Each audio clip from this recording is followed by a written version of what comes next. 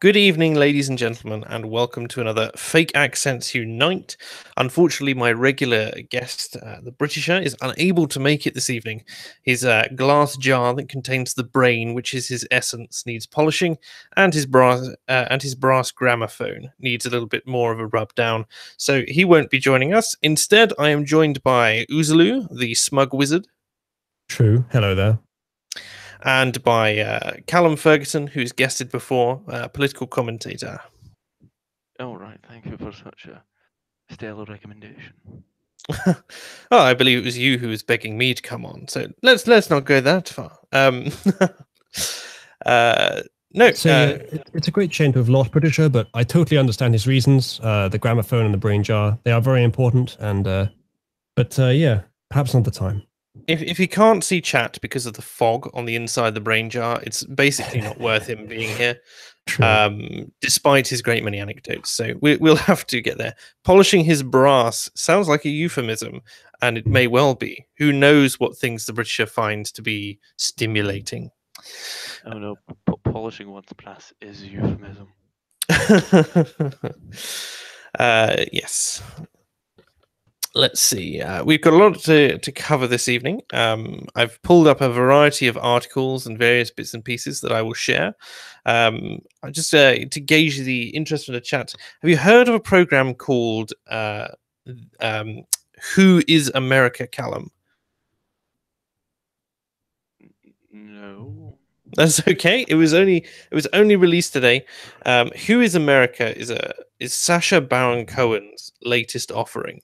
I was chatting with Uzalu a bit about this off stream, but yeah, basically, Sacha Baron Cohen is the creator of Borat and Ali G and all that. If you don't know it, and he is releasing a new TV series where he plays 4 characters so far, and goes around and causes a load of upset, but also mixing in his own sort of slightly offbeat comedy. Good evening, Byron Brand Stepwise. Amazing name, by the way. But if I share a screen share myself for a second, we'll get to see what the Guardian has to say, which is the reason why I'm bringing this up. What the Guardian has to say about this new show. So here we are. So it says, Who is America? Sacha Baron Cohen's new show aims high but goes low. A much hyped new series has one moment of viral gold, but is mostly a frustrating experience. I want you to think on the one moment of viral gold, because that's important later. The Guardian being, king of the lefty tabloids. It's just, well, they like the bits which attack the right, and they hate the bits that attack themselves because they're incapable of laughing at themselves. But tell me this series doesn't sound good, right? Just from the first sentence where it says, somewhere around the bit in which Sacha Baron Cohen recalls being cuckolded by a dolphin whilst on vacation with his human wife. I mean, anyone whose brain produces that sort of thing, I mean, I'm intrigued, to say the least. But can you imagine pitching that to the studio? What do you want to do? So I go on holiday, yes? And I want to be cuckolded. Oh, a bit edgy there, cuckolding's been in the news and whatnot, by a dolphin. Logic. Yes. I suppose I'm glad that he's had a lot of successes in the past, otherwise it might not be gracing our screens. Indeed, particularly not when the BBC recently said that it would not air Monty Python today. And yeah, that's to me excellent evidence that in that area we've gone backwards, which is not a good direction to be going in. No, I thought it was that they would make it now. They would still broadcast it. They are not broadcasting it at the moment. They haven't broadcast it, I think, in a long time, because John Cleese was commenting on it. But they said they definitely wouldn't make it today. In the same frame of mind, I wonder whether or not something like The Mighty Boosh would be made as well, considering how bizarre that is. But yes, Sacha Baron Cohen plays 4 characters in his new series: an obese quack doctor, an NPR listening uber liberal, a limey ex-con, and a gruff Israeli commando. And the Israeli commando section is the bit which The Guardian loves. It is very funny, but it is the rest of it is similarly poking fun at them, but it's the only bit that really pokes fun at the right. So basically, he keeps going. And just to give you an idea, you won't be able to hear this, but I'll click to something like this, where he gets this guy who is a fake congressman to join him at Kindergardians, How to Protect Your Preschool, and talks about arming 4-year-olds with weapons up to and including puppy pistol and the dino gun. Something ridiculous. And then he goes out and gets a ton of actual congressmen to endorse this, which is the funny part, which The Guardian crows over. However, the shortcomings of the other segments are thrown into sharp relief. He ribs Bernie Sanders as a yokel with an misunderstanding of what the 1% is, discusses his daughter's free bleeding onto an American flag over dinner with conservatives, and pitches a bodily secretion artwork to Laguna Beach dealer. And the latter of the three has the distinction of being weird because a woman clips a lock of her pubic hair for him to put on this display. It's like they're all hamstrung by a sense of inconsequentiality, and you just go, oh, it's not really that inconsequential, is it? I mean, it's just you don't like the fact that they're taking the mick out of stuff that you do, like your whole base does. I mean, you've got like the period blood exhibit, the my bedroom exhibit, the like the wall of vagina and stuff like that. Which sounds like he's just taking advantage of the polarized times we live in, where there's more crazies on the right and more crazies on the left. The people who are saying arm 4-year-olds or whatever, it's not the first time he's done this. When he did his, I think it was for Borat actually. Or maybe it was for something else, the dictator perhaps. He did talk to some sort of US representatives and or officials of some kind and got them to agree on some radical things. But yeah, if we can say that they're crazies for believing that kids should be armed in schools, which is quite crazy, then we can certainly say that there are equivalent or even greater crazies on the other side, and that I think is probably what he's going to be pointing out. Yes, or certainly pointing at and laughing, as is his like, and that side of things. Also, yes, you're welcome to everyone who is eating whilst watching stream, as I describe those exhibits. I don't know, Sacha Baron Cohen is a bit of a funny character, but this actually leads into have you seen the John Cleese interview that happened on, I think it was Channel 4? Maybe I'll find a bit more relevance there, seeing as no one else seems to have any clue about this series than me. Now we do, and so do your audience. Indeed. So much appreciated.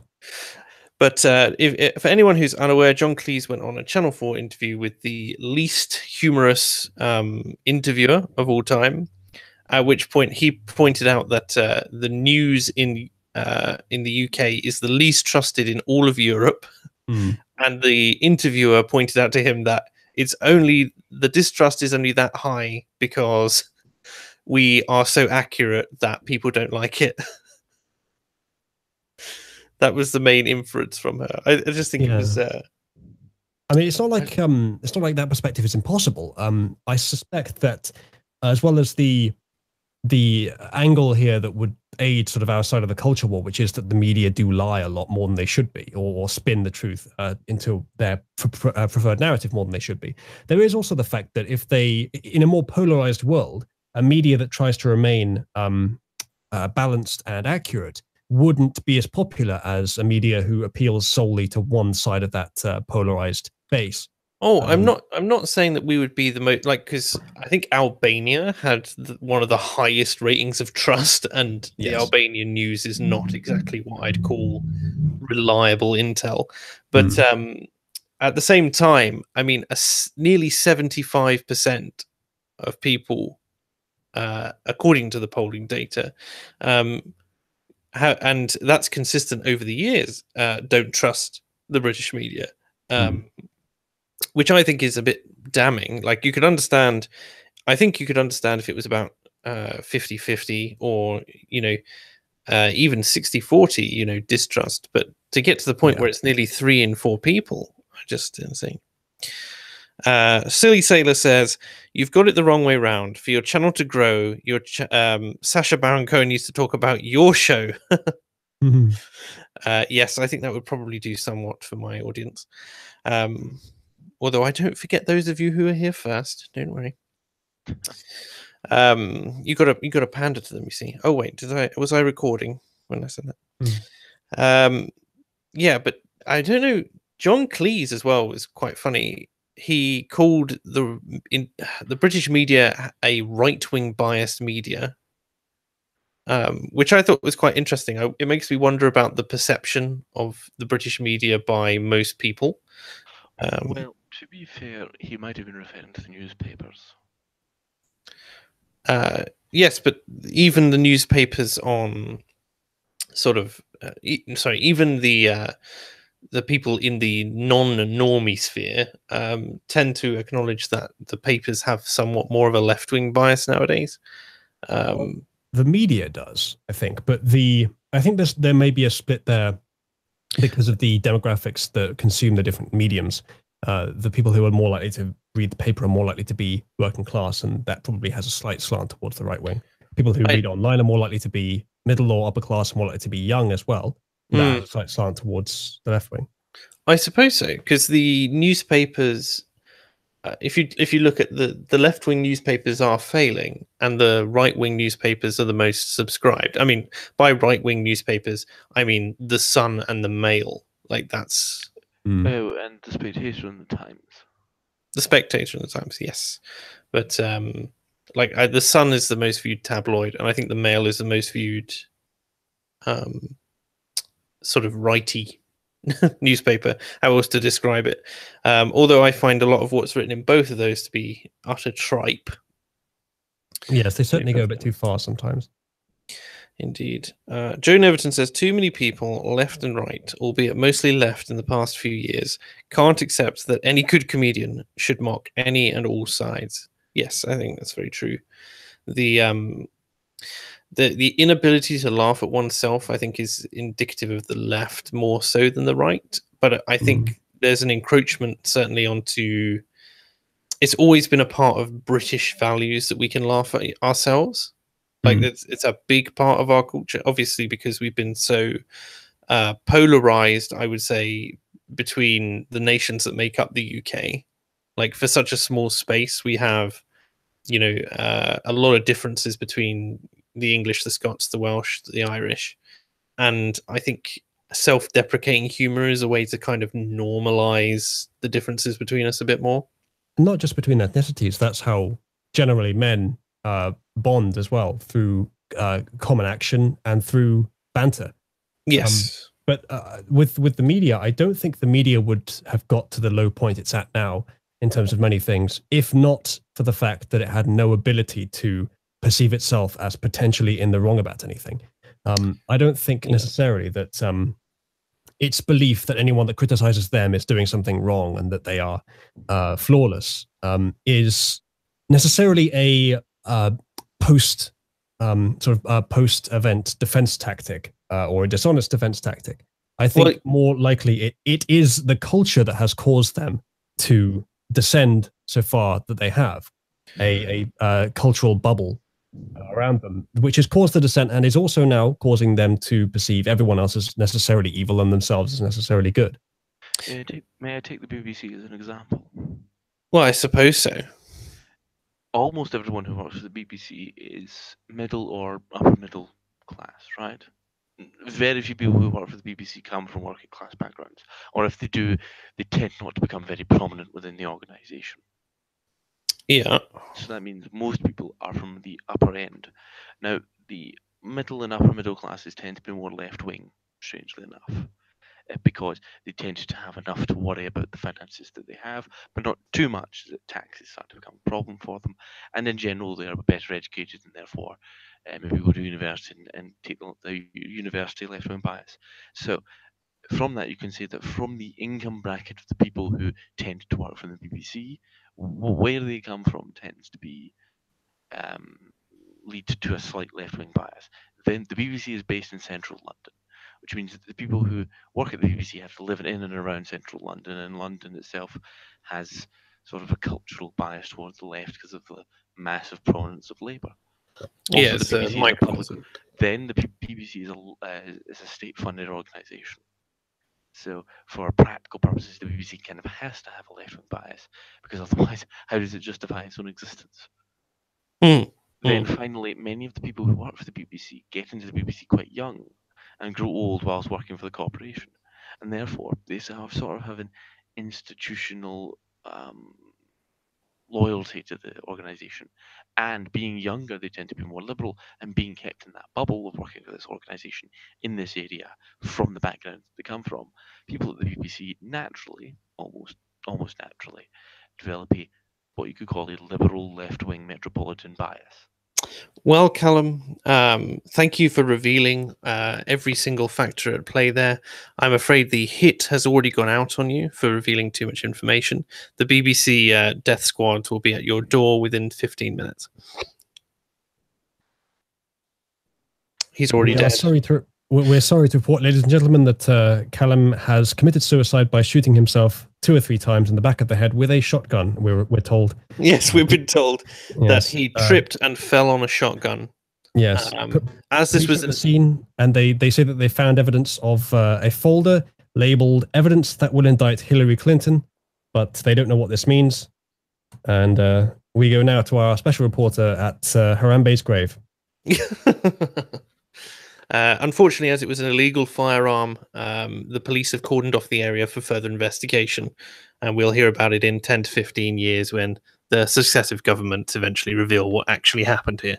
We're getting word now that there may have been traces of the Novichok poison found at the site, and so it's being blamed entirely for the event. Suspects report seeing a orange orangutan who may have been latent at the scene. So Trump is being indicted on suspected poisoning and implicating Russia as the people who are funding him. There you go. The only people you missed it was Tommy Robinson and links to the far right. Well, he's in prison. What could he do? Don't be ridiculous, Calum. I mean, that's just. Are you not suggesting he has some kind of outside criminal network? And we're getting reports now that Tommy Robinson broke out of prison, committed this crime, and then broke back into prison and is now there. He was the guide for the orangutan, so he could discover the house. Why would you do that to defend the BBC? Nobody knows. I mean, it's a conspiracy. We shall call it Shotgun Gate and leave it at that, you know. Tasta says, it all makes sense now. Yes. Yes. I'm glad that we can be the source of unbiased, productive, and accurate news reporting brought to you Fake Accents Unite TV. Unfortunately, because of all the accurate reporting, we are now the most hated YouTube channel on the internet. It's all right. Our 33% approval rating proves that we are the most unbiased and accurate news reporting on the web. The more people hate us, the more right we are. We can't lose.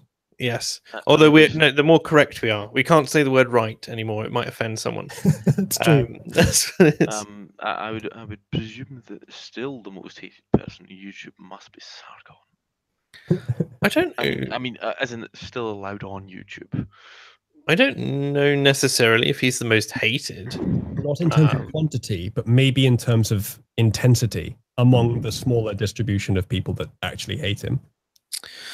Potentially. Apologies to people in the chat. Callum's microphone is not working to exact specs, so he is a little quiet. There's nothing we can do about it. I've tried pumping him up, but unfortunately doesn't seem to have done much. So apologies. There doesn't seem to be much compatibility between the pump and the slots available on Calum.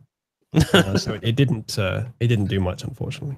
Very sad. Very sad. Where is the fake accent we know as the British? Well, if you'd watched from the beginning of the stream, you would know that he's having his glass jar polished. And take from that what you will. Here we go. Blair offered Rory Brenner a knighthood when Bremner told Blair, as the new PM, he would now be on the receiving end of his satire. I don't know either who Rory Brenner is, nor whether or not this is true. I would assume he's a comedian and not some right.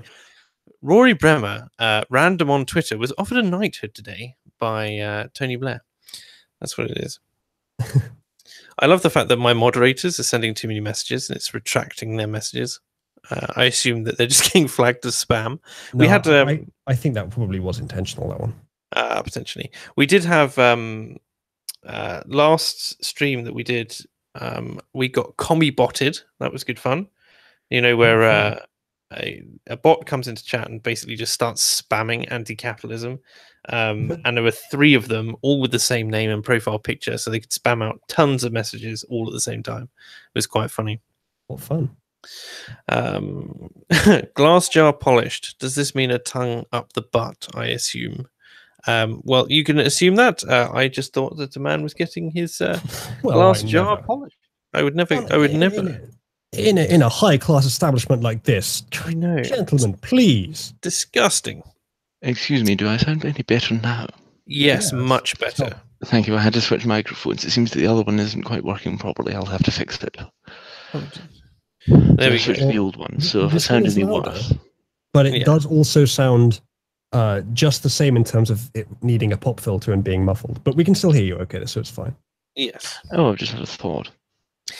But we were talking about Sargon and how hated he is on YouTube. I don't know. Like, it's amazing to me how many people don't know who he is on YouTube. Like, and particularly if you consider like who the really big channels are, like the main normie tubers as we go, or even people, because I don't think someone like PJW has acquired the same amount of hate.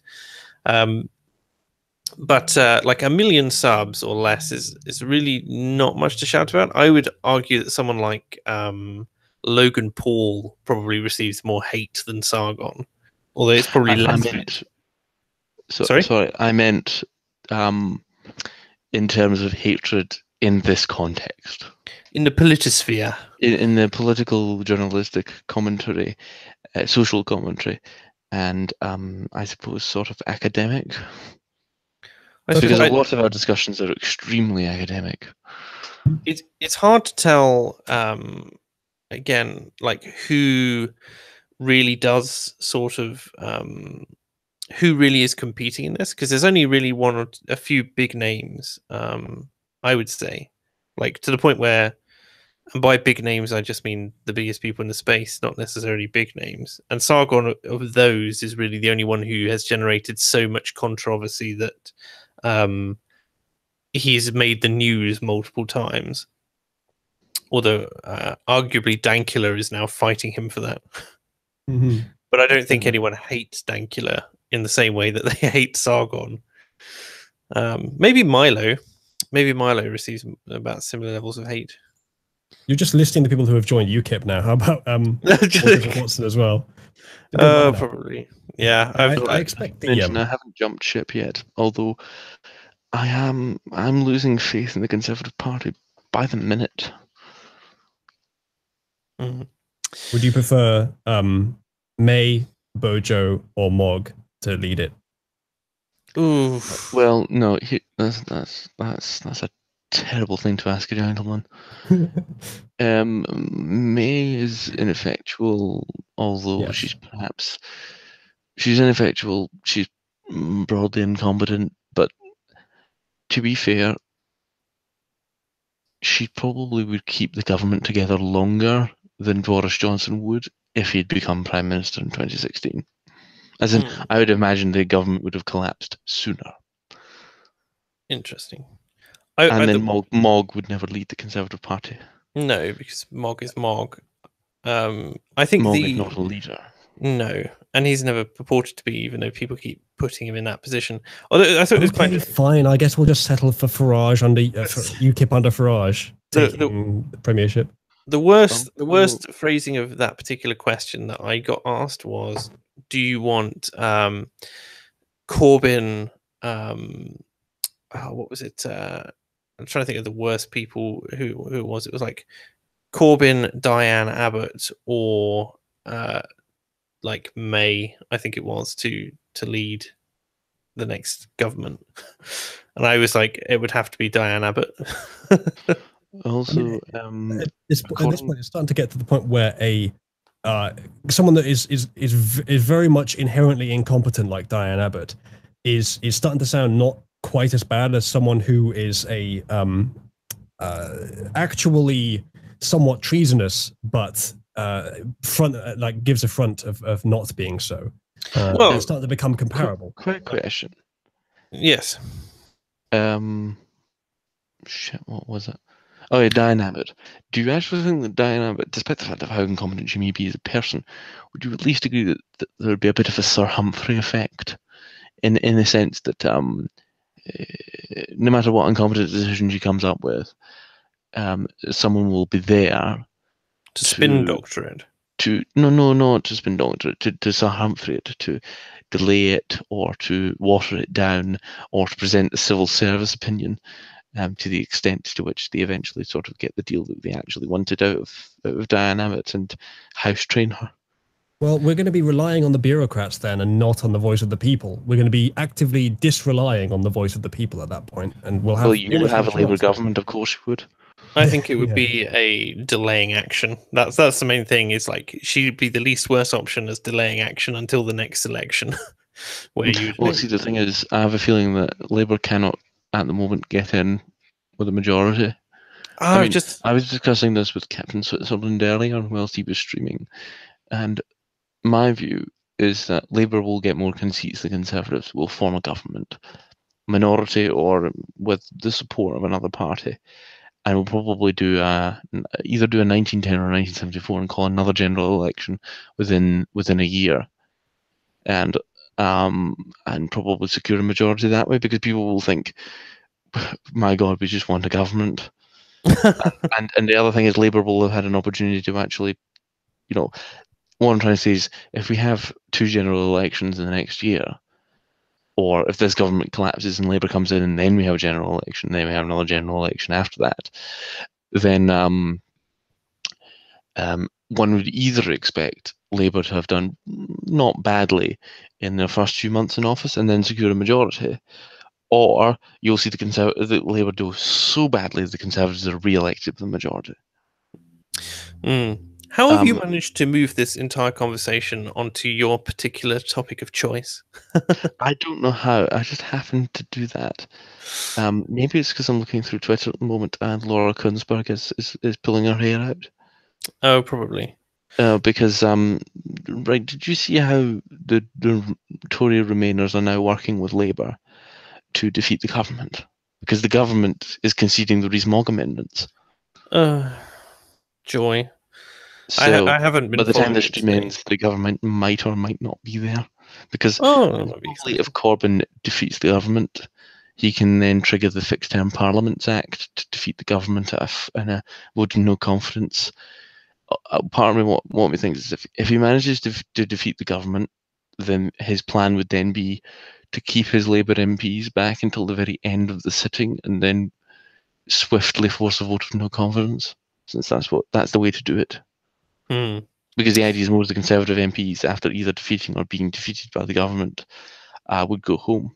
And so you would have Conservative MPs being woken up from bed at 1 a.m. Oh, the joy. To go through the division lobby in their pajamas. It's not between 9 and 5. They can't be doing that. Finish. No, the Houses of Parliament tends to start at 2 and finish at 12. Fine. I was making a joke about the fact that they don't work, but let's move on. Finnish Riverband says, my question on the other stream was, it was Corbyn, Abbott and Khan. Choose one for Prime Minister. So that was the main thing. And I basically argued that Corbyn is a useful idiot. Khan would cause more damage because he's effective at getting things done, but he's doing the wrong things. And Diane Abbott would be incompetent enough that she could be delaying action. That was it.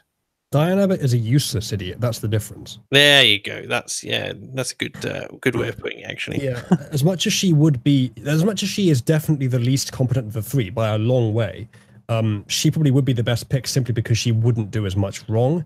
She's definitely about as ideological as Corbyn is, but she's just I mean, she definitely appears to be incompetent. Perhaps there's something below the surface I haven't seen. She did get into that position. Then again, there are certainly suggestions that she got into that position via being a diversity fuck hire for Corbyn.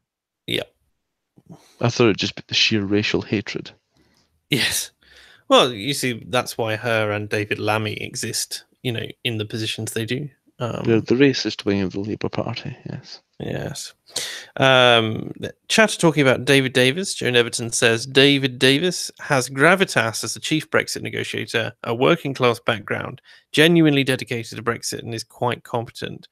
And Silly Sailor adds he was in the SAS. Not sure if that helps, but I'm sure it does. We could use him to attack Merkel.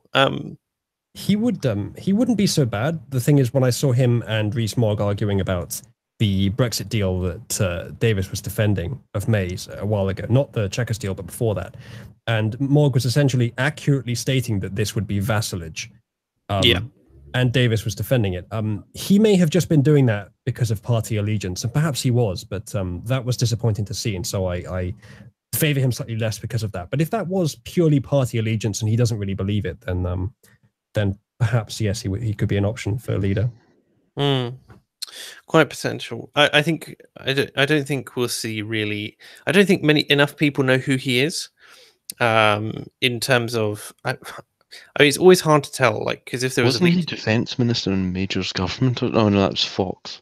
If anyone would know, you would know. The general gist of it is like, I always forget, leadership elections within parties are also dramatically different to general elections. So the public doesn't necessarily need to have an awareness so much of the different characters, although I think it helps greatly. The positive and negative press around particular people. More people probably know who David Davis is than they know who Jacob Rees-Mogg is. That's what I'm thinking as well. Yeah. To move on. Sorry, no, he was Europe Minister. Europe Minister. Just government from 94 to 97. Furious Googling intensified. Also, he was Shadow Home Secretary under Michael Howard. And David Cameron. Okay. Why is this? Oh wait, I was saying, why has this man not been at the top of government for years? Then I remembered, A, he doesn't have eyes, and two, it was like B. Sorry, he did challenge David Cameron for the leadership in 2005 and lost. That will have somewhat curtailed his future plans. Silly Sailor says, unpopular opinion, the negotiations, I'm assuming he's talking about Brexit, is irrelevant. The deal will be rejected by the Walloons and we will have no deal. Yes, Why specifically the Walloons? What about the Flemish? I'm expecting no deal. Because Theresa May's government, despite the fact they keep trying to force a bad deal to happen, I don't think the EU is going to accept anything but the worst possible deal that even the Conservatives wouldn't want to push through. So I'm expecting no deal, or it really will be treason if she gets through a deal that the EU would actually be happy with, considering they weren't happy with the Chequers deal. Yeah, which was pretty damn cucked. Yeah, any deal they'd be happy with would be disastrous for the country, and so I am expecting no deal. Which would be, not the best circumstance, but it would certainly be better than a bad deal. Yeah, I think so. I also think that we are kind of open with a no deal situation, just to trade agreements, etc. I just wonder how, the Remainers will deal with the fact that their holidays, they're going to have to apply for visas. Honestly, I knew a woman who, that was her whole reason for voting Remain, was she was worried her holidays would become more expensive. It was ridiculous. It's a very cosmopolitan mindset. At that point you don't really understand the reason that we have nations, the entire point of sovereignty. You just sort of live in it without understanding it, and that's fine for most people. But when it comes to an important decision like this, it's a good idea to understand the fundamentals, I think. Yeah, I think so. But yeah, at the point that we get no deal, if the government in charge at the time doesn't get their finger out and start actively changing our position in the world for the better, which they can do, then it'll be more of a disaster for us than the EU. But I think we have the potential to make it better for us than they do, because they are a reasonably small proportion of our total economy. And I think I'm right in saying the US is even more, and it can be more still, and so can the rest of the world, which is ballooning in economic progress, but the EU is gradually declining. The academic agent, I believe it was, got into an argument with someone earlier on Twitter, basically saying that 90% of the world's economic growth is outside of the EU, and but that no one would want to trade with the UK unless they were an entry to the EU. And it just makes you wonder how 93% of the world trades then, if they're depending on us to be a gateway into the EU. Yeah. I really don't see. I mean, and America as well. Like Sargon mentioned this, where America is effectively putting its foot down and saying, if you go for a hard Brexit, we will open the doors, and we will be there to, take up the slack and reforge our trade relationship into something stronger than it is. And I just think, why are we not using that to capitalize and just maintain it? We have a really strong position. We're not bowing out. We are, sort of cracking our knuckles and saying this is the way it needs to go, and that's the way it should go. Yeah, we had a reasonably strong position even before Trump started supporting us so explicitly, but now there's absolutely no excuse to be soft with the EU. And I think Theresa May, like, either she has some sort of ulterior motive, like the EU has offered her some cushy job after she retires that'll pay a lot more than her current job, will require a lot less effort of her. Either she is literally bought by the EU, or she is acting on the mindset that we have to act in extremely good faith with the EU, and we have to accept when they say they aren't willing to do things, but the same does not apply to us, and history will remember us being impolite to them if we go hardball, and so we have to be really nice and kind to them. I think the former is the true option, though. I think that she has subtly, it won't be directly, it won't be any way that you could easily indict her for, but subtly she's been bought by the EU. I think she's also had to, being the second female prime minister, she gets compared and contrasted with Thatcher a lot, and so I think that she tries and fails to put on the face of the Iron Lady when dealing with her government and her people, but as soon as she goes to international relations, she becomes as soft as a puppy. Like there's at the moment, we definitely need an Iron Lady or an Iron something. Yes, perhaps an Iron Curtain. The Noel Faz, I hope I'm pronouncing that correctly, says it's clear that the MPs will not accept a no deal. They would rather stay in the EU than that. They will keep us in. I don't think that's really an option. No, I don't think they have a choice. They might be they would most likely pursue a referendum, which would. This is what Justine Greening was suggesting this morning in the Times. A three-way referendum. Three-preference referendum. Okay. What would the preferences be? Hello? I'm trying to think of the best way to word this. There'd be three options. The first option would be accept the deal that Theresa May negotiates, or the government negotiates. 2, no deal. 3, no Brexit. And then the idea would probably be Remainers would go no Brexit, then accept the deal, then stop filling in the referendum. And then hard Brexiters would say no deal, then accept the thing. And then as the preferences worked out, the one that would probably win would probably be accepting Theresa May's deal. So that's one way she could get it through, is by proposing a three-way referendum. That would be an exceedingly biased referendum. Exactly, that's the whole point. It would split the votes of the Brexiters in half and maintain the full amount for the Remainers. Yes, but the thing is, the Remainers probably still wouldn't win a majority of the votes, and so it would probably mean that they would go to second preference voting, which would probably mean that the deal would win. Because I can't exactly imagine someone saying, "Oh, I'll vote no Brexit," and then if that doesn't win, then I suppose my second preference would go to no deal. And then, of course, there would be no one who would write no deal who would then want to make their second preference no Brexit. So any referendum that was three-way would probably be contrived in such a way that the deal, whatever that was agreed, would be the thing that would pass. And then the other option would be essentially a in-out referendum, no deal or no Brexit.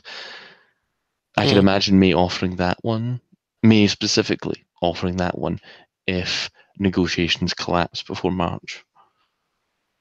Because I could imagine her banking on us voting to remain.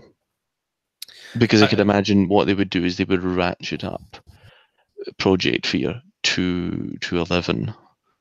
They would be saying that, you remember what George Osborne and David Cameron said in 2016? Yeah. Well, you would have Philip Hammond and Theresa May screaming that from every street corner as loud as possible. Liberal Zardos says, Calum, so it's an AV setup. A what? An AV setup. Do you remember the referendum on the voting system? system? Alternative vote, yes. Is that the one where you have a single member and then you vote preferences and then whichever one gets the majority of the vote then wins? Yeah, it's the same system. I actually support that system over proportional representation because it eliminates the party list. It's the same. It's the same system that the party uses internally to elect leaders.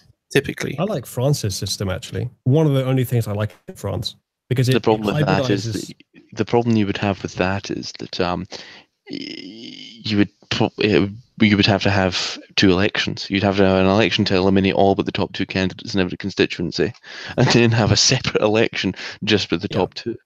And it would probably reinforce the two-party system. It hybridizes the sort of system of getting as many people involved as possible, as many potential viewpoints as involved as possible, so that there's more competition, and also the idea of having a strong single leader government that first past the post does, because you get the initial round where people can vote for anyone. You could even have a multiple preference thing there, and the second round where only two people go head to head. So you know what the two main competitors are, and it fits in well with the human nature of the sort of bi-tribal dichotomy that always arises. Yes, but I'm just saying it'd probably be easier to just have a preference voting system in a single election rather than having a two-tier election. I mean, you could have a general election on one Thursday, and then they would count it all over the Thursday and the Friday, and then the following Thursday, present all of the two winning candidates for all the constituencies having a second vote. It's just, I think if you had a single vote with preference system, it'd be cheaper. Yeah, if we're talking about expense, if money is no object, we would patch up the Death Star. That's a sly reference to Blue Harvest. Yes, I have noted. Silly Sailor says, if they don't get the result that they want, how long until they call for a third referendum? It is the EU's raison d'etre. If we won, if Brexit won, we would just Brexit, and that would be a matter about it. If there was a second referendum and Remain won, Brexiters would be asking best 2 out of 3. guaranteed, they would be saying best 2 out of 3. Yeah, I could see that. It would probably be on foot on the condition that the losing side doesn't accept the referendum result, which is pretty much how the last one was fought. I don't think you can justify a referendum that goes against the result of the last one. If there's going to be another referendum on Brexit, which I oppose under most circumstances, then it can't include the option of disregard the old referendum. I'll tell you what they'll do if that something like that does happen. They will use the chaos that May and her people have caused in implementing Brexit, in the actual implementation, to discredit the concept itself, which is a concept implementation fallacy. And they probably would get quite a bit of success with that. Maybe that's even what May is hoping for. Maybe some of the chaos has been intentional. But I doubt it's that Machiavellian, but it could certainly work out in her favor if she does want Remain. deep down, and if there does happen to be another referendum. That's entirely possible. It'll be a boost for Project Fear, the terrible job that she's done. Oh, quite possibly as well, because they'll say we're incapable of standing on our own 2 feet. Look at our government. Moving from Brexit, we may come back to it, but I'd like to get in a few more less nation-altering bits of news as well. I have this stellar article from The Telegraph that many of you will have seen. That says, government drops doctor who says gender given at birth. This is a story that a doctor has been sacked as a medical assessor for a government department after refusing to renounce his Christian belief that gender is determined at birth. Isn't that an interesting first paragraph? It's now a Christian belief. It's not the scientific consensus. It's the Christian belief that gender is determined at birth. Well, as much as what the way that you're portraying it is an accurate portrayal, it's also possible that they are writing this specifically because he says that it's his Christian belief. Yeah, actually, it's not even it's not even biologically correct. Sex is not established at birth, but at conception. Also because I'm pretty sure that it's the specific cell, the specific sperm cell that determines whether it's a male or female. I can't remember. Maybe it becomes male or female slightly later on, but it's definitely before birth. Obviously, you know, the baby doesn't grow a penis as soon as it comes out of the womb. Well, before it's around the time of conception, but I know what he means. Yeah. The time at which it becomes widely obvious. But because the use of gender is not exactly ideal, because that's gender in my view is really not what we should be using for any of this, and we should be referring exclusively to biological sex. Yes, because it's the concrete thing that actually exists and is objective, and that's why the statement "there is only 2 genders" is perhaps not technically correct, but one can say absolutely that there are only 2 biological genders, biological sexes. You could argue the definition of gender is like gender itself is a bimodal distribution, so it runs from masculine to feminine, and the majority of people either sit heavily at one end or the other, and there are a few people who mix around in the middle. And but you just go, it doesn't really matter. Like the argument that's being had in society right now is about which way we should refer to the people in the middle, and the lobby is saying we're all a different name for a different gender, rather than saying you're just a more masculine woman or you're just a more feminine man. Which to me is the way it is. Like if it ran from 0 to 10, and 0 being masculine and 10 being feminine, then someone who's 9.4579876 is just a mainly feminine woman, or mainly feminine person rather.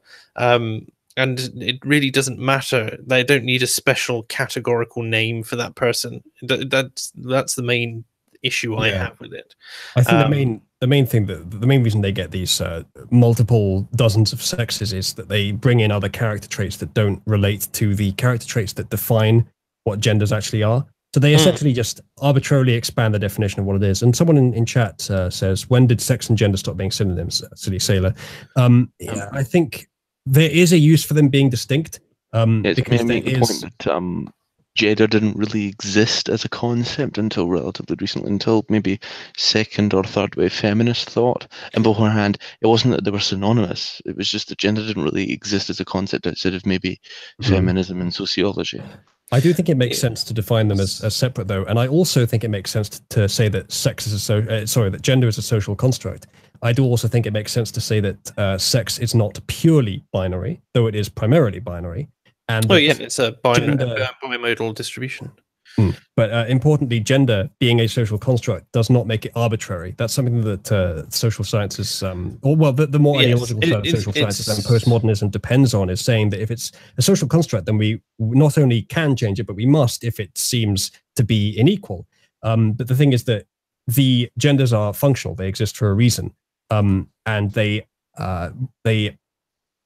correspond to physical properties that are primarily binary. And so there is no reason to have more than two, unless you're expanding the definition, in which case you're just misusing the word and you should have your own word, which is what you keep saying to the progressives when they try to take something over and use it for their own purposes. Just make your own thing. But no, that's not the objective. They're not trying to improve the world. They are trying to remold the existing world because it doesn't fit their ideal state of humanity. Particular utopian vision. Yes. Yeah, not to mention the fact that I just think it's unhealthy. Like the main, I find it really funny that progressivism is running up against the trans lobby now, because the greatest challenge or greatest assertion the trans lobby can make is they are not one, they're the other. And the greatest thing the progressives are saying is everything is fluid and you can change day to day. And I'm just like, so why doesn't gay conversion therapy work then? Under your own system, that surely would work, because if it's fluid, you can just choose. Effectively, what you're saying is it's a choice in the day-to-day, which is like the opposite of what people have been trying to say for years. I think as much as they do try to define things, that they're very sort of conceptual box oriented, they also don't want things to be considered categorical.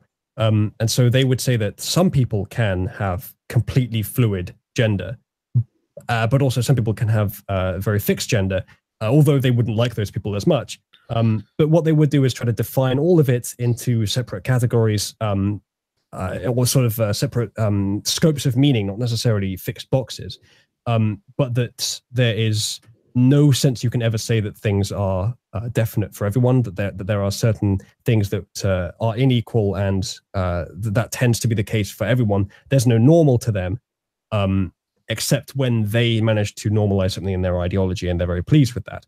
And some of that is admirable. The idea of trying to categorize things conceptually, I think, is good, but that's something they have in common with me. But they definitely take it far, far too far in many directions I wouldn't go in. And they also tend to conflate their own preferences within their own lobby as peer review, which it definitely isn't, because, the idea that they say things like, it's the scientific consensus that sex is not biological or something like that, like that guy did on that Jordan Peterson interview. And you just go, well, no, it's your little bubble, isn't it? The actual scientific consensus is not that, because you won't let them peer review it because your scientific methodology is so poor.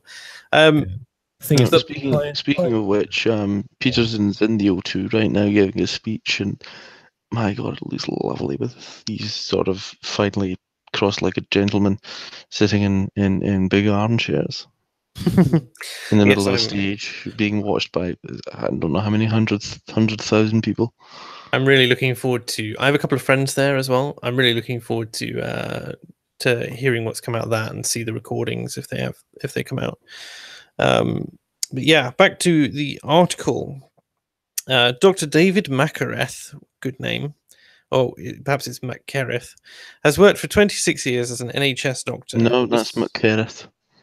Was told he could not be employed as a Department for Work and Pensions assessor if he refused to identify patients as being of a sex they did not see themselves as. So here's the conflation between gender and sex we're talking about. The 55-year-old believes sex is genetic and biological and established at birth. So he doesn't believe in dysphoria, is what it looks like. He claims, if he's saying sex is biological and established at birth, then I mean that is correct. Even also when true, you transition to another gender. So he's not even saying that's not the case. It looks like the article here is using sex and gender alternatively when it suits them, or perhaps accidentally. Because I don't find the Telegraph to be massively biased, but perhaps a little ignorant in terms of like the space that they're trying to report on. Well, perhaps the doctor is as well. Who knows? But then again, he is a doctor, so you'd expect this to be something he would get right.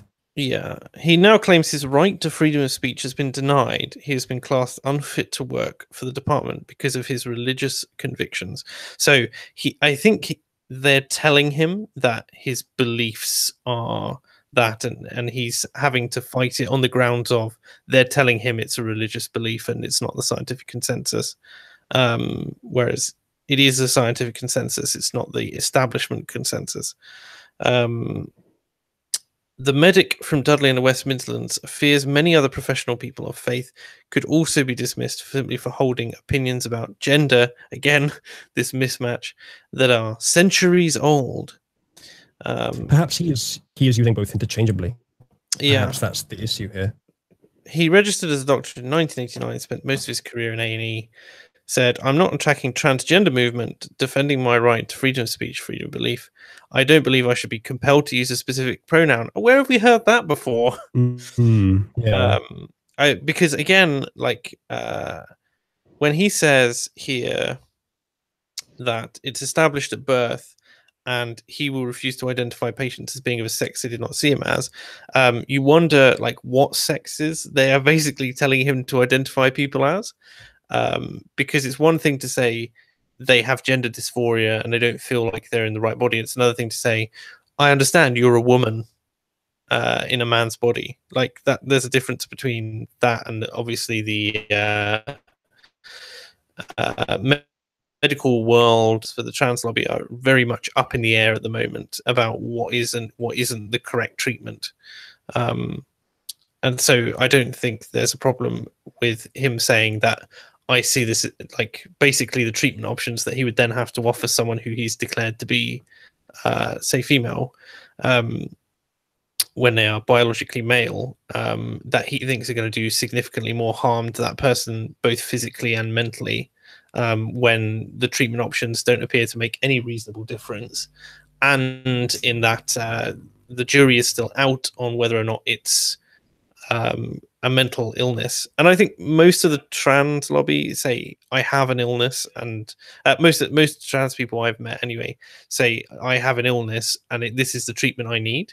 And I've met some of them who are very much like you find on Twitter at Rose of Dawn, like her transition was very important to her, and she's very scathing of like people who have no intention of transitioning, who she regards as trans trenders and that sort of thing. So I think it's a really complex issue, and I really don't think that he should be slated for basically coming into what is one of the greatest controversies within the medical community at the moment at the time. But obviously the establishment wants to lean quite heavily progressive and side on one side of it rather than anything else. Why can't we just go back to treating people who are transgender as mad? Because they suffer from gender dysphoria, which is a mental illness. The old treatment was autism. Yes, exactly. How many of our friends have autism? Yeah, I'm not saying we should treat them badly. I just think we should treat them properly. Well, depends what you mean by properly. I mean, look, I'm not help them to transition if they want to. I'm also not a harsh traditionalist, and yeah, help them transition if you want to. But that's you can do that. I would say that's a traditionalist opinion. Well, I don't know if it is traditionalist. Actually, I think the traditionalist opinion was a bit more contemptuous. I think that's a mixture of a traditionalist mindset with a progressive praxis, which is somewhat admirable. But I wouldn't go quite as polarized. I'd go somewhere in the middle. You have to treat them like people and not mad, but they do have a problem. And transition can help, but it can also lead to other negative side effects. And on average, it causes no difference to the suicide rate, and also the surgery is so invasive that it causes a lot of issues in and of itself, and it definitely causes infertility in the vast majority of its subjects. So that's the main thing, and I don't think that. I don't think it's unreasonable for the medical lobby to realize that this is an incredibly severe treatment that has long-ranging consequences that I don't think we're really going to start seeing the breadth of for another sort of 20 years or so, when people who are being given these proper things, or when like the kids who go on like hormone replacement therapy at age 13, who are made infertile by 15, and then basically start suing their parents at age 25 when they have all these issues that are coming up. And they should as well. Yeah. So there you go. Radio Freedom says gender dysphoria is no longer a mental illness. Check it. They've changed it now. I don't know whether or not they've they've specifically changed the definition of gender dysphoria to be no longer a mental illness. Who cares about the specific definitions? If it's a very important distinction. Well, no. I don't mean that. I mean the official definitions is how I should have put it, because there's any amount of influences that can affect that.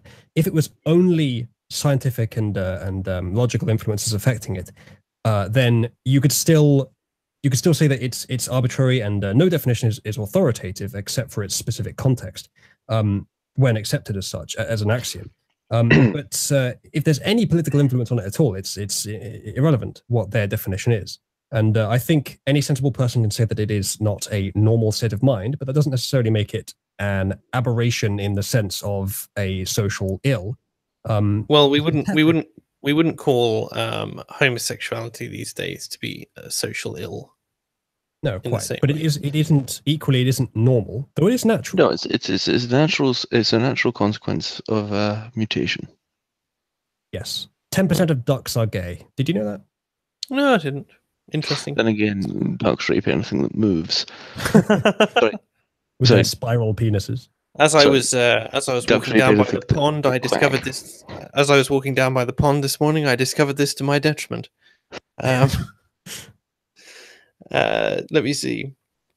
Dr. Makareth, a Reformed Baptist, started a training course to become a health and disability assessor.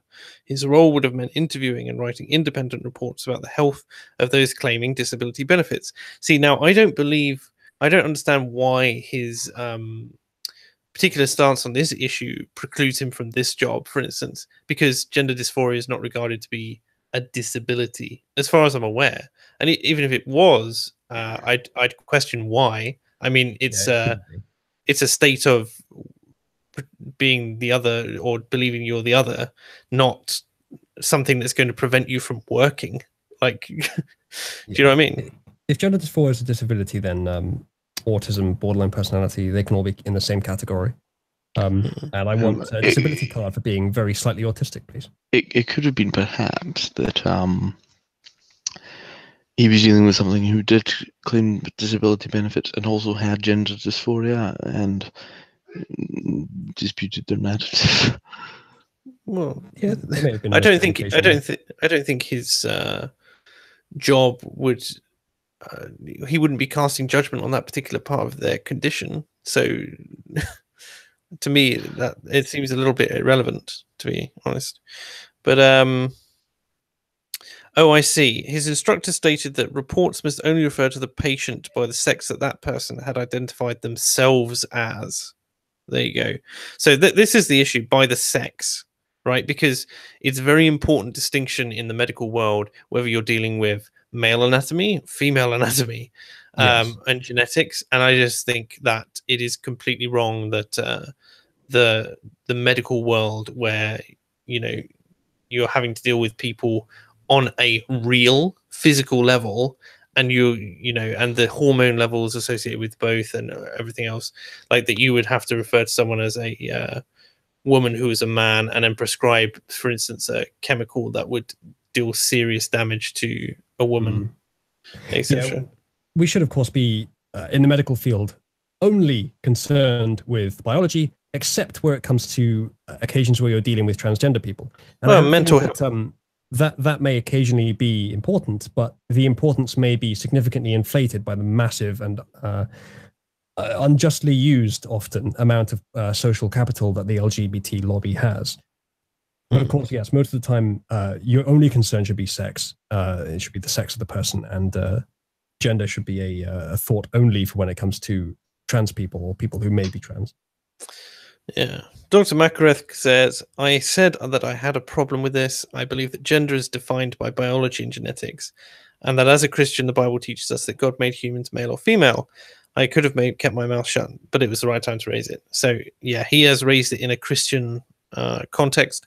The tutor took me aside, said he passed my comments up the chain to the DWP, and then received an email saying that they would have hired him, apart from his approach to this particular policy, because if he was adamant that any report wouldn't, he says that it would be considered to be harassment under the 2010 Equality Act. There you go. Yeah, it sounds to me like an act that has a lot of holes. If just stating your opinion that tends to that happens to be at odds with someone's personal identity, just basically one opinion against another, then you are harassing them. I mean, that's just a misuse of the word harassment to start with, and effectively you're not criminalizing, but penalizing someone for their opinion.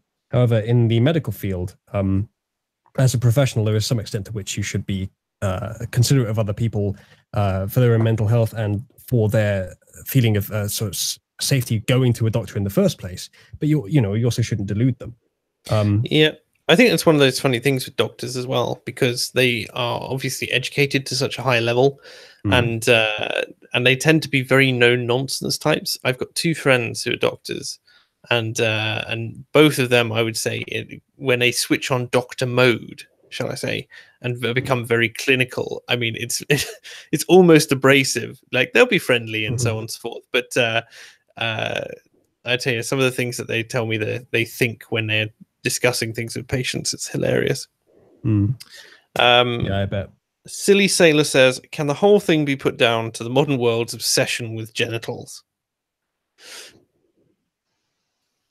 Working Class Liberalist says, not so obvious, your avatar looks like Karen Strawn. Oh, thanks, mate. That's kind of true, actually. Screw you. I like Karen Strawn's content, but I don't look like her. Well, thanks. your avatar doesn't look exactly like you, so I wouldn't say you look like her, but your avatar does look fairly similar to her. Oh. I did go on V's stream once, and I think it was I got described as Karen Strawn, and then I was on with a couple of other liberalists, and they basically said to me, the chat said to me, why do all liberalists, when they go on V's stream, look like unborn fetuses? I was like, oh, you're just mean people, just nasty mean people. Look at that. That's so I know. What will I ever do? Maybe I'll start a campaign talking about harassment in the workplace. Dear. I think the last question, the obsession with genitals. Did you see the photograph of part of the anti-Trump rally in the UK, where that person of questionable gender on the floor with his or her legs wide open? I think we can safely say his, judging by that package. Yes, and there was a comparison on Twitter I saw with, I don't know if you've seen it, but there's a picture, a black and white sketched picture of essentially you would call it a crowd of exaggerated degenerates and criminals and scum of varieties with this massive Jewish face behind it. And I don't necessarily go in for the Jewish conspiracy myself, but the degeneracy part of it, like, as much as it's a two-edged sword, because as much as degeneracy is, I'm willing to call it that, so my position on it is somewhat clear, but I'm also up for the sort of freedom of love thing, and the freedom of personal expression, and all that kind of stuff. Of course, that's all up to people's individual preferences, but there is an extent to which it goes too far, and that's where I'd say it's degeneracy. And I use the word not in the same way the alt-right does necessarily, but somewhat ironically. But yeah, certainly that's happening. And the obsession with genitals is something I haven't been able to quite fully define yet, but it is part of the rabidly utopian mindset of the left, where they of the radical left, where they sort of they want to mold humans into their perfect vision that would be necessary to usher in a totally equal society, essentially a humanity that's completely without variation, except on the completely homogeneous, except in the superficial. So every variation will be in the superficial, but other than that, they will all be homogeneous, sort of subsidiary elements of a wider collective. The kind of thing that UBI will create inevitably, and the kind of thing that communism would create if it wasn't so, rather the kind of thing that you would have to create for communism to come in naturally and for people to actually be okay with it. Because if you try to bring it in onto a nation that isn't completely like that, then it just becomes so grey because people are so suppressed. But the kind of people that would actually want a communistic system, a system where everyone's equal, are the kind of people who would be only superficially varied, but in that superficial variation. They are varied to a degree that degenerates them. Yeah, I think so. Degeneracy itself is a bit of an interesting concept because by what moral standard do you judge the degeneracy? So if you take someone like myself, like I'm quite against a lot of hedonistic tendency and that sort of thing. And I see the trouble with something like a pride parade is, to me, it doesn't celebrate homosexuality as much as it celebrates the degeneracy within the homosexual community and a hedonistic lifestyle and the sort of horrendous attitude to children as well that I see. That's my main issue. And then it was interesting because I had someone who went up to I live quite near to Brighton, so I saw someone who had gone to a pride parade, and they said to someone there, why homosexuality is widely accepted now. Why do you need a pride parade? Like, there's no straight pride parade, etc. And the pride persons actually came up with an interesting response, which was, we're not celebrating pride in our sexual orientation anymore. We are celebrating the fact that we can express it openly, which is something interesting. Like, it's in the expression rather than in the thing itself. If they're expressing it to any degree more than straight people do, then they do not need pride and should not be doing it. That's what I would think. But I thought it was an interesting response to the question in the way that they would justify it to themselves. Because can you imagine like a generic like for example a straight BDSM parade going on in the city, which is probably roughly the equivalent of the amount of sexualization you find in a pride parade. I don't think it would be as permitted, as widely favored, as lobbied for, or as popular as a pride parade. The pride parade makes people feel good because of all the rainbow flags and the fact that people are being treated equally, and it's not about being treated fairly or liberally. They're concerned with equality. These kinds of people, but with the BDSM thing, they would be focused on the sexuality. They'd be focused on the fact that children are being exposed to this. The fact that they'd be focused on everything possibly wrong with it that they could say about the pride thing, and some other things they couldn't that are specifically focused on the fact that it's straight people. And that would not be a fair standard. So whilst it may take a somewhat far-fetched hypothetical to come up with a way to find them to be unequal, I think a lot of other smaller indications can show us that pride is not necessary anymore. Even if you think that it's that they deserve to be able to show that they are proud to be able to express themselves, that's not something that you need. That's not something you need a parade for. And it's not about pride at that point. It's just about a sexual parade at that point. It's just, a festival for fun.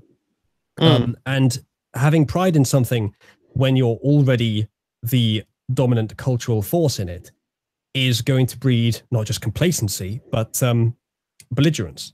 And, when it gets political, which it inevitably is, political belligerence. And there you are. We're here where we are today, where the LGBT lobby has far too much power. Yes, I would agree.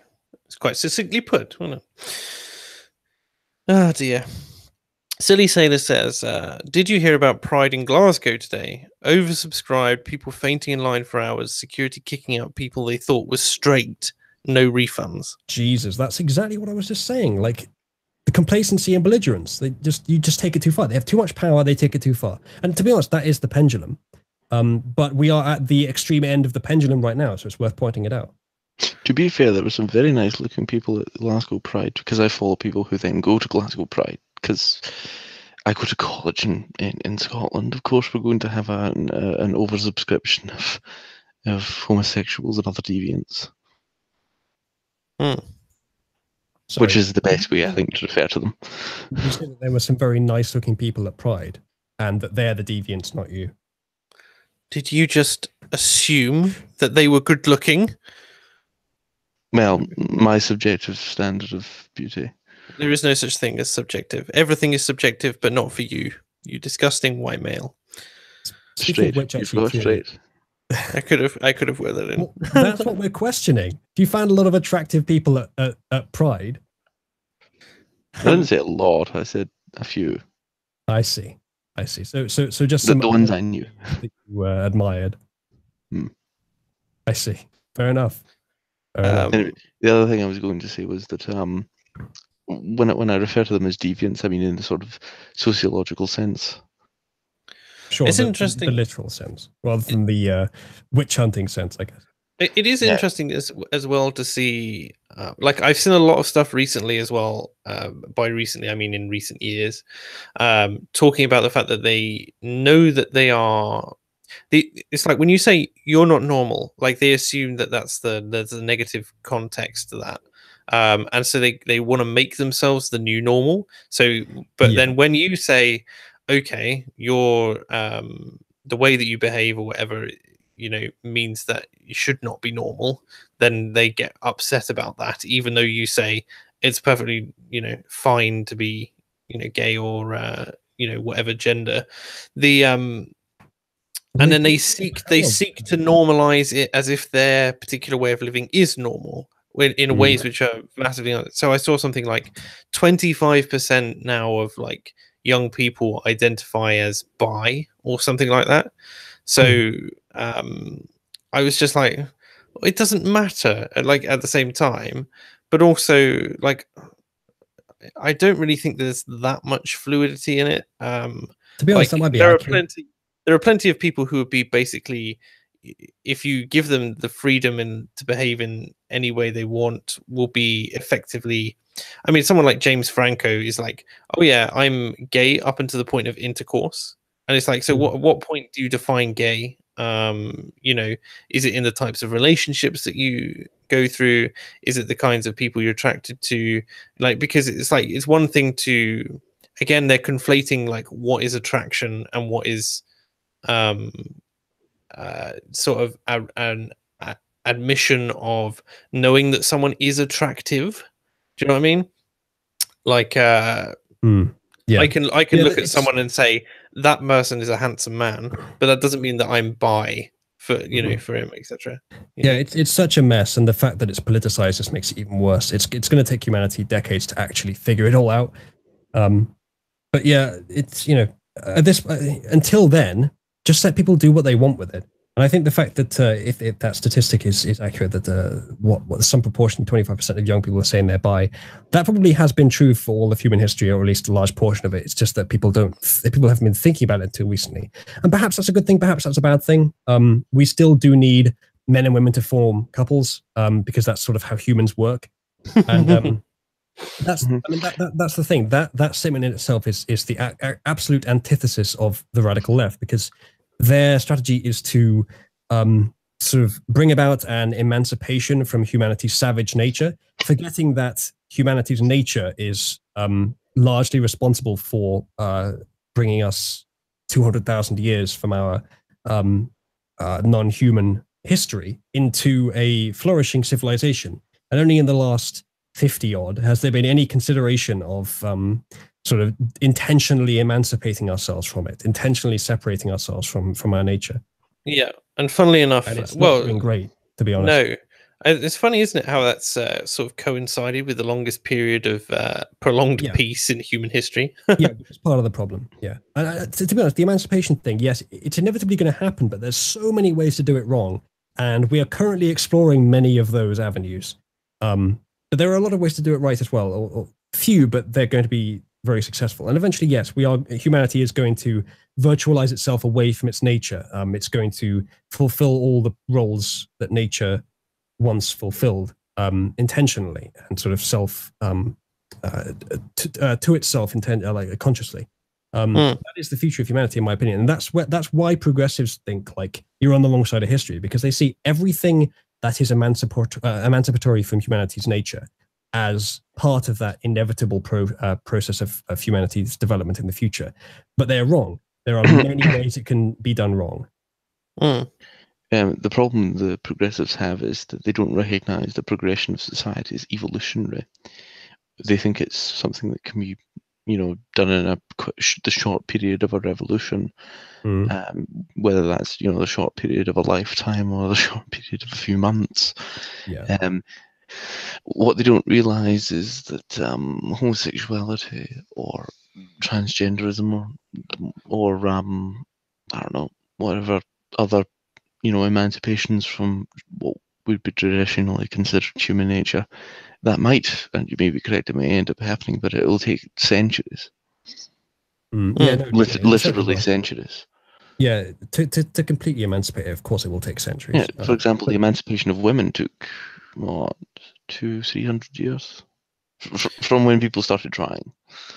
Well, I'm not sure. I mean, the feminist movement started in the early 20th century, and they achieved no, they a lot didn't. of their goals soon afterwards. They didn't. They started at least in the 19th century, perhaps even the 18th. Okay. I would also argue women's colleges were being founded in 1850.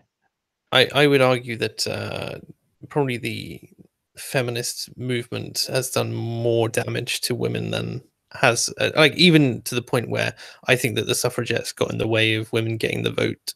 No, they did. That's a documented fact. The only thing the suffragettes ever did to help the cause of women's suffrage was convince people to join the suffragists. Yeah, that's what I saw, because they were glorified terrorists in my mind, and men had only recently gotten the vote, got the vote. Sorry. The majority of men. The majority of men, and only then if they were accepting national service. And so it was something that was coming anyway, but women stole it without any cost. So that maybe they contributed to the cost being removed, but no, they didn't. It was the First World War that accelerated the women's suffrage movement. So at the end of the war, they introduced the 1918 Representation of the People's Act. It would have happened anyway, but it might have taken, say, till 28 or 38 or slightly later.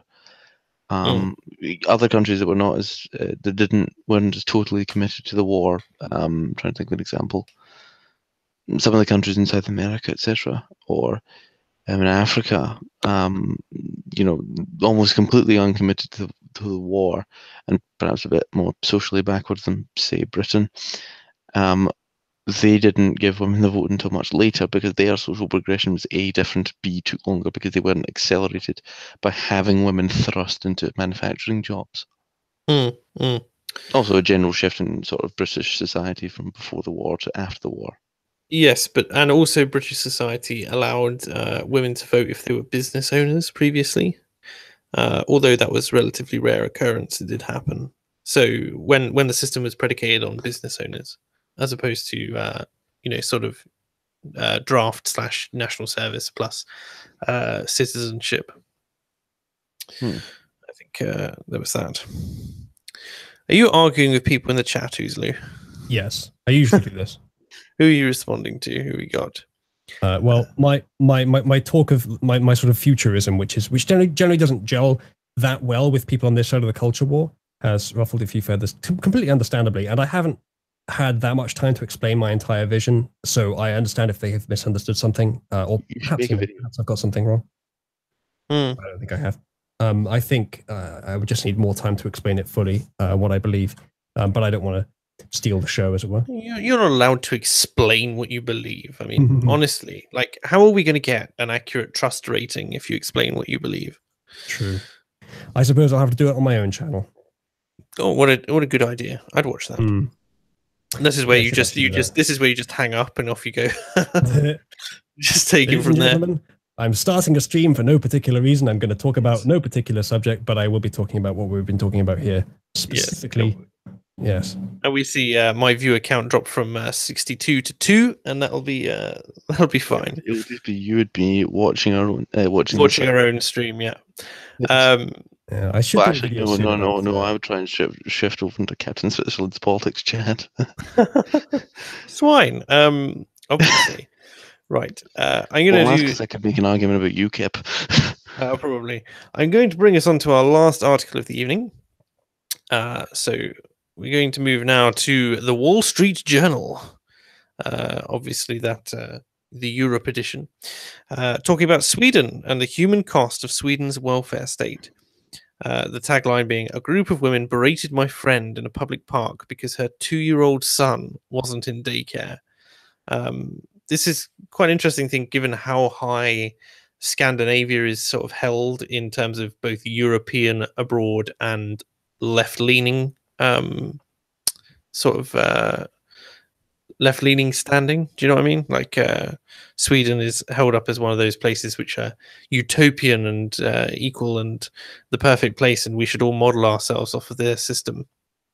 So yes, well, think how wonderfully moral they are for making everything equal and for getting a bunch of poor innocent victims in from the third world. It's going really well for them, I hear. Yeah, let's not talk about the fact that the all the advisors that they sent to help usher these migrants in keep getting raped, and that side of things. So there you go. I laugh at the wider context, but obviously I'm not laughing at the individual circumstances. That's horrible. No, it's just a horrible policy. Well, it's like France talking about the World Cup and saying, all of France is uniting for the World Cup when they've been having 5-6 days of riots, right? Because it's so bad in the coastal cities, because of the difficulties of living next to these huge sort of migrant refugee populations who have no idea about how France works, are living the way they would work. I wouldn't be surprised if Le Pen was to say win the 2022 presidential election. I wouldn't be surprised if rioting turned into a degree of civil unrest, sort of prolonged civil unrest between migrant communities and then those supportive of them. Well, it's not as bad as maybe 10% of the French population would be in active rebellion. Well, it's still not as bad as a habit of doing that.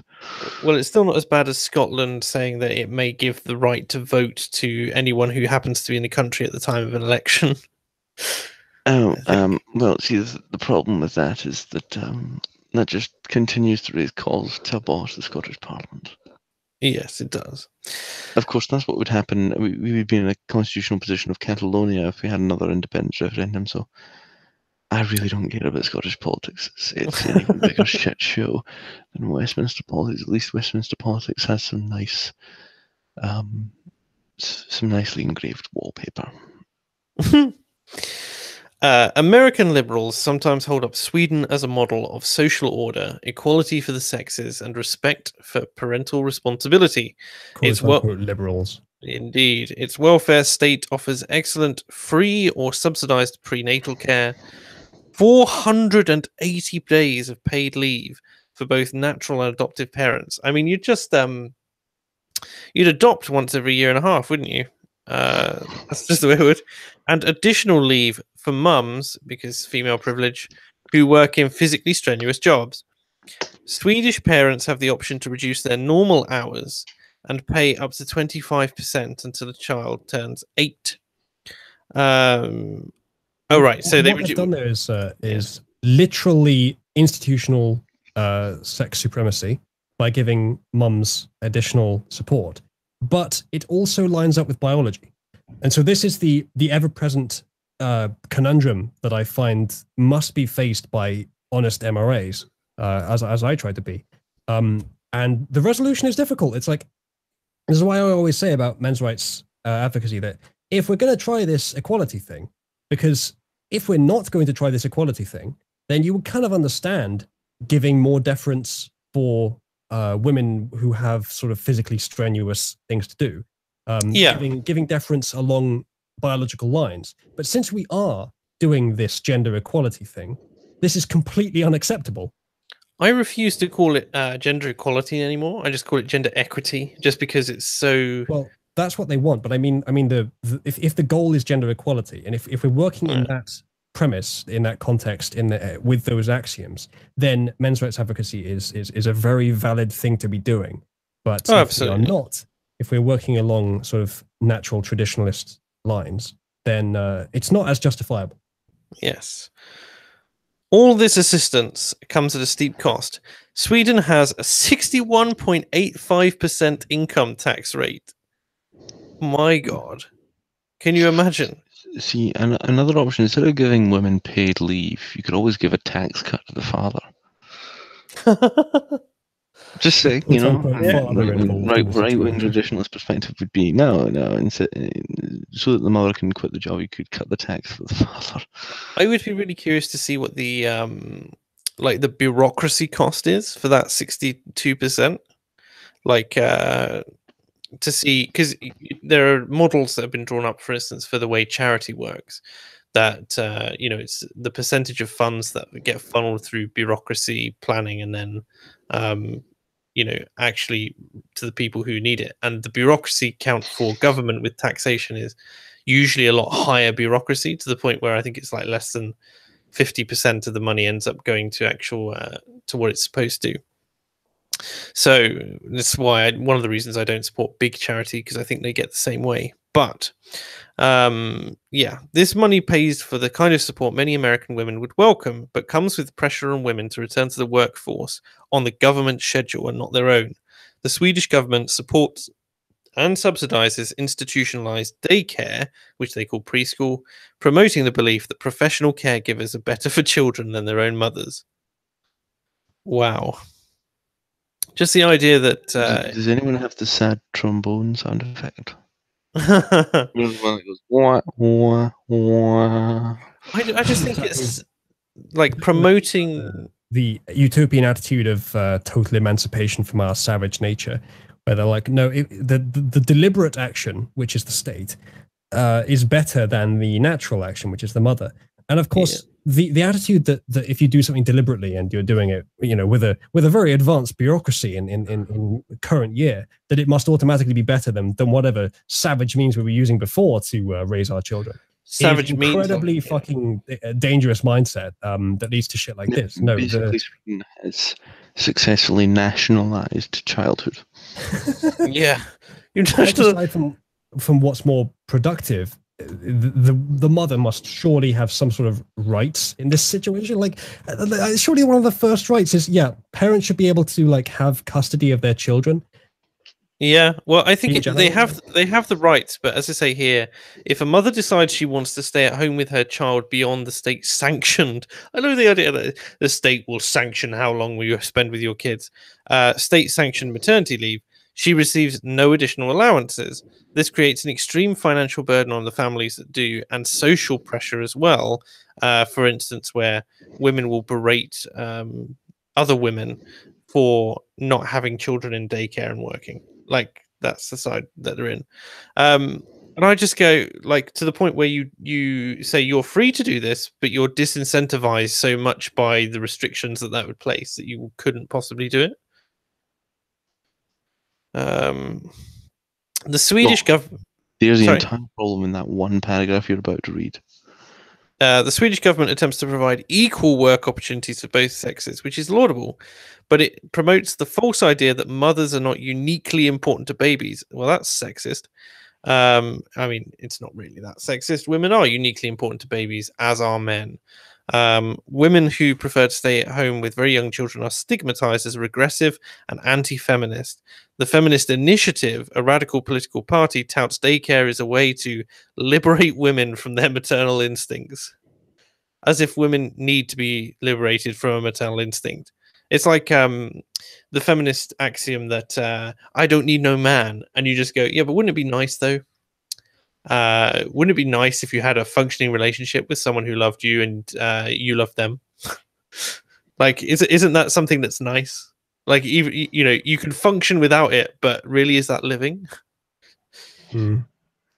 That to me is what that says. Like, but liberating women from their maternal instincts, it's like next they'll make them all lesbians so they can liberate them from their paternal desires or something. All I can say is that Freud would be labelled far right nowadays. Yeah, that wouldn't surprise me. Also, I apologize if you had like the screeching of anything island near an airport. Sweden's maternity policies may be good for economic growth and egalitarian ideals, but not for social or emotional health of young children. Oh, surprise, surprise! Ample scientific research shows that institutionalized daycare is bad for very young children because they probably want their mums. The ratio of staff to children is too low. The environment is confusing, very stimulating, and harmful potentially to a child's developing brain. It's like, And they're complaining that like kids of illegal immigrants are being taken away from and put in like what is effectively a big daycare center whilst the state works out whether or not it's their real parents or not. And I imagine that the ratio of staff to children is quite low. The environment is probably quite confusing, overly stimulating, and potentially harmful, to be perfectly honest. I love that I've stultified you all into silence. 90% of Swedish children under 5 are in daycare. Likely contributes. Again, I don't know. This likely contributes. I'm not seeing any sources or sort of academic stuff here. So I don't know whether or not this is the author's opinion only, or whether or not it's actually something there. 90%. 90%. They started on bureaucracy young, aren't they? Yeah, you know it. And they've got to learn how to fill out those tax returns. I think the main issue that sorry, Sweden gone. No, I'm we talked over each other. Sorry. Yeah, go ahead, Calum. I didn't hear you. I was just going to say, it seems that if 90% are in daycare, then you really are getting them when they're young. I mean, Joseph Goebbels would be saying, "Good, we can institutionalize them before they're even 5." Yeah, there are parallels in communism and fascism here. Well, it's not a parallel, but it's the same thing. That's why one of the reasons that I say that the Nazis were at least somewhat socialist, if not very socialist, because they certainly have a lot of the same mindsets. I was going to say something else as well. Yeah, the issue that they're going to find with childcare here is tragedy of the commons. The people that are in charge of the kids aren't going to care about each individual anywhere near as much as the mothers will. You can't account for that. No amount of bureaucracy can make people care. No, I know exactly what you're saying. And yeah, it's not one-to-one, which is something which young children really need, because they're looking for role model. Like a child until they're 3 years old doesn't really until they're 2 years old doesn't really see themselves as separate from their mother. The idea that you take that person away from the mother, like as they're just starting to develop their independence around 1.5 to 2 years old, and put them in a situation, like effectively abandon them, to sort of work out their way in the world amongst their peers, is just bizarre. I find it bizarre. And particularly with the fathers, I assume, are working as well. And the fathers are the primary provider of boundaries, typically. And you're also taking that away because apparently they're working both parents into the ground. This all likely contributes to mental health problems. In 2012, 20% of Swedish adolescents reported 5 instances of self-harm, and the teen suicide rate has hit a 25-year high. I'm just going, 1 in 5 kids is cutting themselves. That is an insane statistic. The Swedish Utterly government insane. is probably lauding this because it means that the Swedes it seems they don't even have to tell them to hate themselves. They seem to be doing it naturally. A child cutting themselves is a sign of borderline personality disorder. In fact, I think there's a pretty good correlation with it, so that not only do most people that have it do it, but very few people that don't have it also themselves do it. And so what might be indicated here is that either there's some sort of selection process going on where all the borderlines have found their way into Sweden, or there's some influence in early childhood in creating borderline personality disorder that's come about from, perhaps, just a speculation, the institutional daycare system and tragedy of the commons, of lack of caring about the kids, which leads to a lack of identity, which is the core issue in borderline personality disorder. It seems that they have an unresolved Oedipus complex. That's maybe a bit more of a stretch, but I'm not ruling it out. No. And of course, the females would have an unresolved Electra complex. Oh, and here comes the propaganda as well. For all its concerns about equality, Sweden has one of the most sex-segregated labour markets in the world. Funnily enough, it's because they're choosing to do it. nearly 80% of Swedish mothers work, compared with around 70% in the US. Swedish women are disproportionately employed in stereotypically feminine fields because they choose to do it, like nursing and daycare, and highly underrepresented in masculine fields like finance and engineering because they don't need the money. They don't need the money, therefore they don't go into it because on average they're not that interested. I swear, every time I read this particular set of statements, it's just like, it's men and women choose to do things when they're free, and you can't force them to do it. I mean, you can try, but the only way to do it is really to institute something like Saudi Arabia, which has one of the highest equality in fields levels in the world, because women want to go into STEM a lot more because financial independence is the only independence they get. Here we are. Only about 30%. I can't be bothered with this, like the BS statistics. We know the gender wage gap is bunk. We know that all this stuff. Well, the thing is, it might be bunk. It does still technically exist. It's just it's not a problem. No, it's not. The reasons for it existing are different to the ones which are being, typically used. 36%. It's irrelevant in the grand scheme of things, unless you can prove that actual sexism is taking place. Anyway, the problem is saying it doesn't exist. I think sort of undermines our case. It's an earnings gap. It's not a wage gap. Gotcha. The median wage for Swedish women is 13.4% lower than for Swedish men, which is interesting considering that the UK earnings gap is 8% or 8 to 9%. I think it's 11% on paper though. As of 2013, an argument for men's rights advocates to use. I mean, the feminists pretend it's their argument, but the fact is that men earn most of the money and do most of the work in societies. It's actually a good argument that men are more useful. Also, women spend more money. That's also true. They have more income of couples, and they also do more of the non-reciprocal domestic violence. Also, men are born. More men are born, but women make up a higher proportion of the population because men are technically expendable. Yeah, we die quicker as well. Yes, we die. We're less healthy, so we die faster. Also, we do more sort of dangerous things, and so we die more. Yeah. There is a reason why women shouldn't be at the front lines, and it's not because they're not capable. It's because they're more important. This is one of the bizarre things. Many of the daycare centers meant to liberate women from their maternity are staffed by the mothers separated from their own babies by the need to work, because they won't get any subsidy if they don't work. So it's interesting that it seems a bit bizarre that you would have to. It's almost like you have to be the mother to like dozens of kids, and if your kid happens to be at that daycare center, you can't basically be one-to-one with your own kid, and it's probably wondering why you're talking to all these other kids as well. This entire article is suggesting to me that Sweden is, in essence, more socialist than people like to describe it, but also still not technically socialist. I wouldn't describe the. I think they're more social, but I wouldn't. More socialist minded, but I wouldn't. More authoritarian. It's it's a neoliberal corporatist base with a postmodernist Marxist socialist influence significant upon it. Oh dear God, that sounds awful. Yeah, it does, doesn't it? I mean, what you really want is sort of laissez-faire capitalism with then sort of traditionalist mutualism on top. Well, I mean, that's what one of us wants.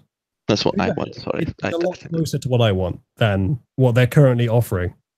One of these something in the middle, to be honest. One of the things this article points out that I think is particularly relevant to the feminist argument generally is because they're saying Americans have devalued parenting like Sweden have, and the idea of motherhood and family over career, etc.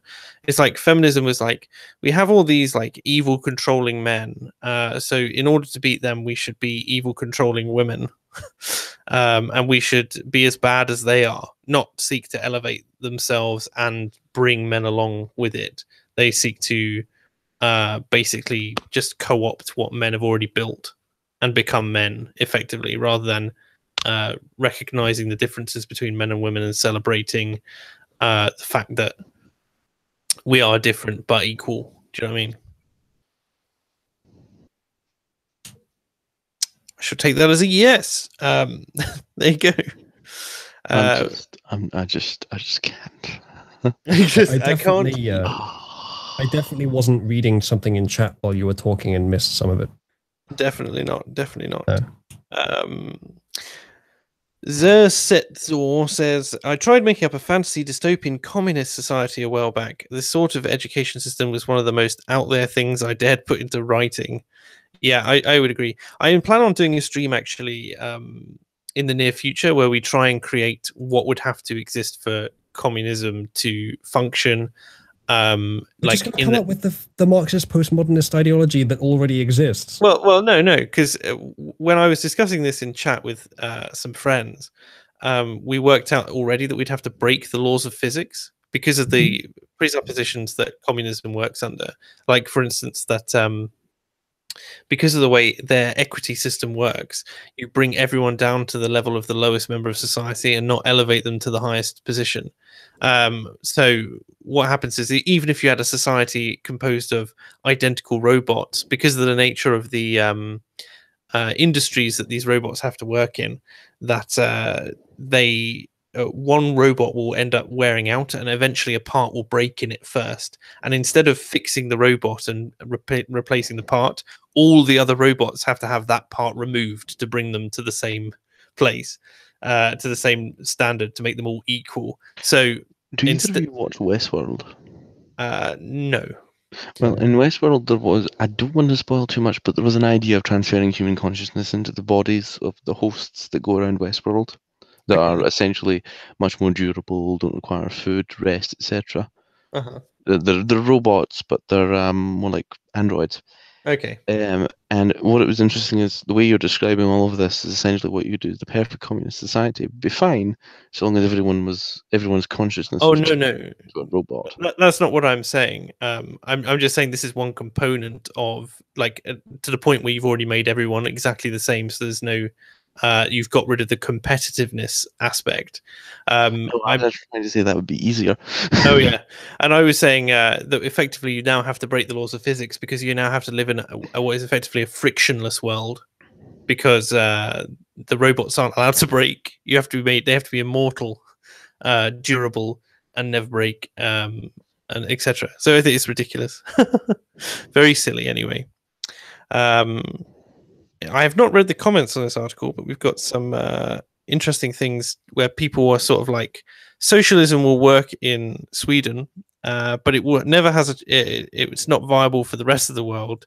And who in their right mind would ever want to live under such a bland and controlling state? Yeah, it kind of it's like when everyone's the same. It's like when everyone's special, no one is. Like I think that's just it.